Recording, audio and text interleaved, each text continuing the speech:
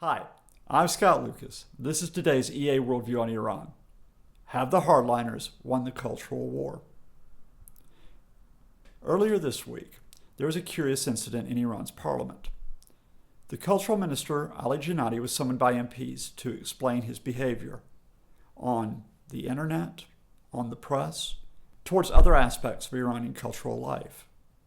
At the end of the session, far from convincing the legislators, Jannati was given a yellow card, a warning that if he continued to act improperly, he would be called back, perhaps for impeachment. What was the minister's crimes? Well, he had supported a reformist newspaper that had been banned earlier this year.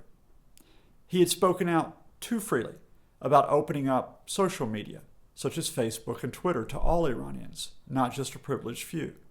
And, horror of horrors, he had suggested that perhaps women should be allowed to sing solos in public, something which has been banned since the 1979 revolution.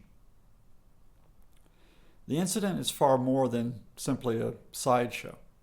It is central, because what is happening in Iran right now is a pushback against the Rouhani government, elected last June, and its attempts to open up Iranian culture and politics.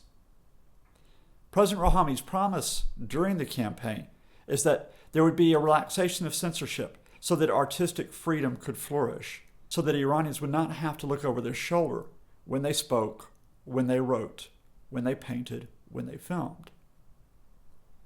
But they are having to look over their shoulder. In the last month, 16 computer activists have been arrested. A number of underground musicians have been detained.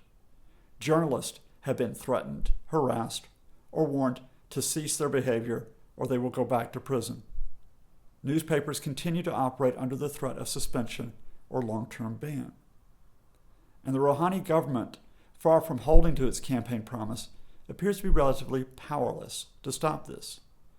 Indeed, in a curious episode last week, Iran's Press Supervisory Board banned a newspaper that was connected not with Rouhani, but with the Hardliners, a group called Ansar-e-Hezbollah.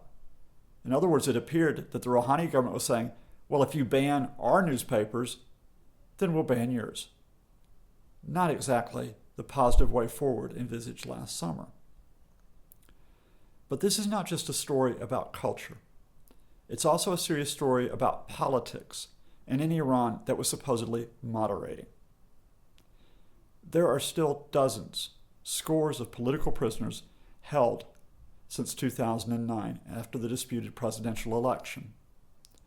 In the last month, clerics, MPs, the Supreme Leader himself have indicated that those political prisoners should not go free. They did so by saying that the sedition of 2009, supported by foreign powers, continued to be a threat. They did so by saying that the sins of 2009 were unforgivable. In other words, stay locked away unless you repent. That means in particular that a touchstone case will not be resolved. Mir Hossein Mousavi, who should have won the 2009 election before it was manipulated, and Mehdi Karoubi, who also ran in that ballot, will continue to stay under house arrest after almost 3 years of detention.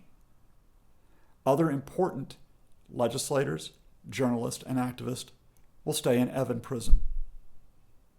The Hardliners have hit back, and the Rouhani government faces a problem. If it tries to fight the cultural fight, or fight for the political prisoners, then it risks giving up what it really wants right now, which is a settlement on the nuclear issue, a settlement that opens up the space to help right Iran's economy. Because after all, the Hardliners can say, you want to take us on over culture and politics? Then we'll take you on over your talks with the Americans and the Europeans. Rouhani's not going to risk that. Neither is his foreign minister, Mohammad Javad Zarif. So when Zarif is writing on Facebook or tweeting in the next week about his activities, remember the Iranians who will not be able to. Remember those who won't be able to because of a shutdown of the cultural sphere, or indeed because they will remain in prison. I'm Scott Lucas, and this is today's EA Worldview on Iran.